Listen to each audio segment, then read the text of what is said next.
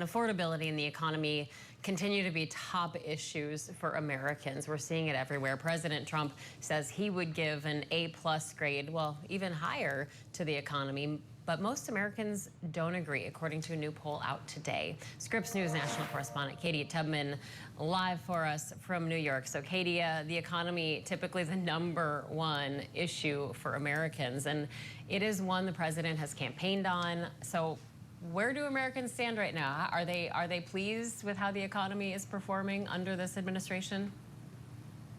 Well, Maritza, right now the answer is overall no, and that's the headline from a new AP North poll out today. And as expected, Republicans gave the president in this poll better marks on it than Democrats. But across the board, people are frustrated about affordability, and it continues to be a top issue for Americans.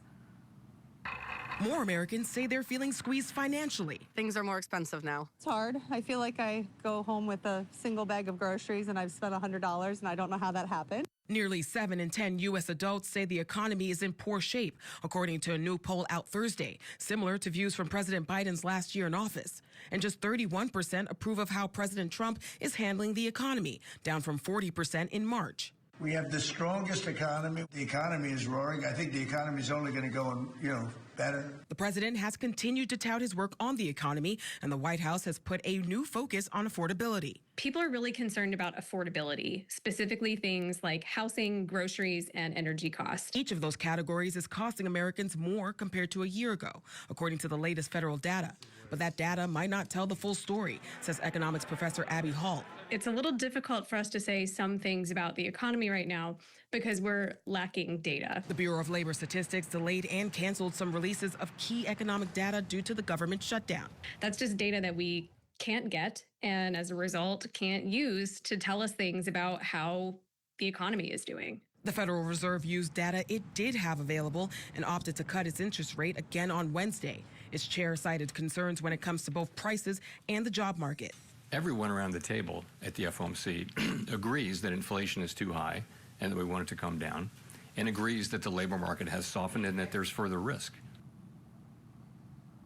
Now, Maritza, some new data that we did get Thursday, mortgage rates went up slightly compared to a week ago, according to Freddie Mac, but at 22% for a 30-year mortgage, they're almost 0.5% lower than a year ago. So that's welcome news to anyone in the housing market right now.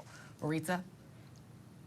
And Katie, the president has pointed to the money that tariffs have brought in to counter arguments against the economy. A lot of people say that tariffs are paid for by importers, by the consumers. So what does that do for him when he says that?